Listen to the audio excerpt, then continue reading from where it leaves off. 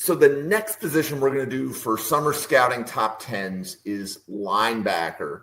And Randall, why don't you read your top 10 off for the audience, and then I'll ping you which ones to talk about. For sure. All right. I have number 1, Sonny Styles, Ohio State. I have Deontay Lawson, number 2 at Alabama. Number 3 is Anthony Hill Jr. out of Texas. Number 4 is C.J. Allen out of Georgia. 5 is Taurine York out of Texas A&M. 6 is Harold Perkins out of LSU. 7 is back-to-back LSU and Whit Weeks. 8 is Suntarine Perkins at Ole Miss. 9 is Drake Bowen out of Notre Dame. And 10 is Amari Campbell out of Penn State. And you and Bill have a lot of players that are different. Who do you want to highlight on your linebacker list? Sure, yeah. I will highlight Taurine York because I don't believe Taurine York is on his. Taurine York, I was a fan of watching. I think he is a 2 out of 3 linebacker. I think he's very good. I don't think he's great in coverage, but I think he's very good at read and react, defending the run. And then when he gets an opportunity at pass rushing, he does end up successfully doing it at his time. 6 foot, so a little good size at 235. I think he's quicker in that shorter 6 foot 235. Super high motor guy. He's a menace in defending the run, hard hitter and tackler. He commands and communicates at the front 7 to push them, to move them from left to right if they need to. So he commands that pressure, which I love. He only has a 7% missed tackle rate with 38 defensive stops. He finds lanes at full speed. That's probably one of my favorite things with Taurine York is he does shoot out of a cannon out of that second level. If it's an outside run, he can find that quick gap or understand where that gap is and close in for those tackles for loss, 9.5 tackles for loss. Needs to work on coverage skills. His coverage skills are not really there right now, but he's got another year. His interception versus Nussmeier was really impressive. He showed blitz, but then he played more of a QB spy, followed his eyes in the pocket, took away the running back passing lane and picked it off. I think that was kind of a top 10 moment for me, and that's why I put him in my top 10. So I'm a fan of Taurine York. I'm excited to see what he ends up as, and also he'll probably stay for another year unless he has a super intense year. But I also love Whit Weeks coming out of LSU. I know that he's injured. He is going to be fully back for week 1 from what I know. But Whit Weeks is just a dog when it comes down to it. He's kind of like in that York where he is he's a read and react and a coverage guy. He can pass rush at this point, but he's a ball hawk, 2 forced fumbles, 10 tackles for loss. He's got insane motor, goes side to side at all times, explosive on the second level. And what he needs to work on is just coverage as well. So, Bill, do you want to read your top 10 off and then highlight a couple of the guys that you like? Yeah, so my top 10 is a little bit different from Randall's, like Jim alluded to. Number 1 for me is Anthony Hill Jr. from Texas. Number 2 is Drake Bowen from Notre Dame. Number 3 is Amari Campbell from Penn State. Number 4 is Michael Harris from Maryland. Number 5 is Raylan Wilson from Georgia.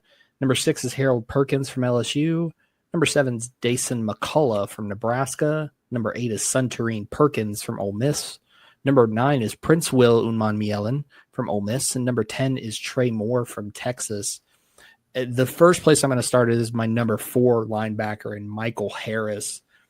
When you look at him, the biggest concern that pops up is his size. He's 6 foot flat, 216 pounds, which is light and small for a linebacker. But we did just watch Nick Martin from Oklahoma State go in the top 100 to San Francisco, so it's not out of the ordinary.